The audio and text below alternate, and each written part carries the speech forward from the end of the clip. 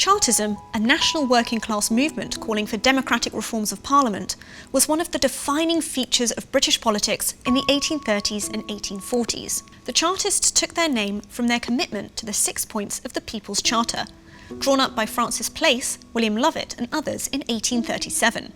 The 6 points included the vote for all men over the age of 21, a secret ballot to protect electors from intimidation, equal constituencies so MPs would represent the same number of voters, the removal of property qualification and the introduction of a salary for MPs so working class men could stand for Parliament, and annual elections to better hold Parliament to account. Almost immediately, reform groups across the country adopted the Charter and the name Chartist. By 1838, there were over 100 affiliated groups. In 1840, the National Charter Association was formed, and by 1842 there were over 400 Chartist branches and some 50,000 members nationwide. Chartism had become the first national working-class political movement. The Reverend Joseph Rayner Stevens, a Chartist himself, described the movement as a knife and fork or bread and cheese question, a movement born out of the material hardships endured by the working class. While this was a question that became particularly acute at times of high unemployment, poor harvests or trade slumps, there were also endemic problems.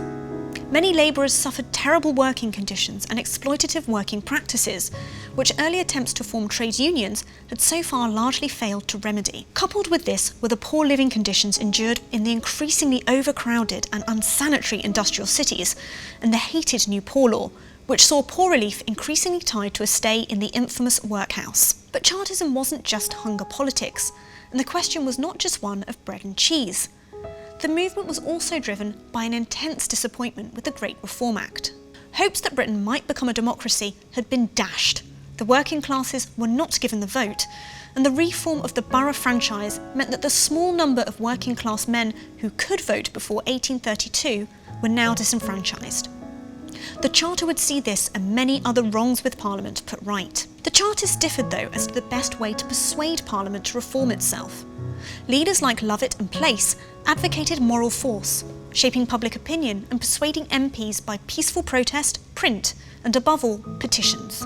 3 mass petitions were presented to Parliament calling for the Charter to be adopted in 1839, 1842 and 1848. Each time they were rejected by the House of Commons, resulting in outbreaks of violence, sometimes encouraged by the more militant Chartist leaders. Fergus O'Connor was one such militant, calling for a general strike to compel Parliament to reform itself or risk revolution.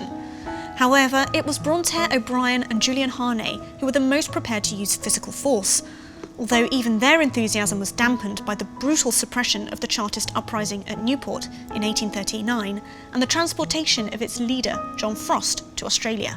Divisions over strategy, the lack of middle-class support, the ambitiousness of attempting to achieve 6 major reforms at once, and the surprisingly fleet-footedness of the government in putting down disturbances all weakened Chartism.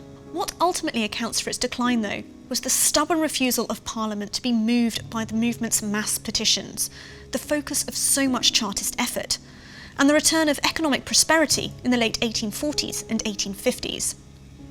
If Reverend Stevens was right and Chartism was at least in part a bread and cheese question, the fact that the price of bread dropped from 11.5 pence in 1847 to 7 pence in 1850 certainly played its part.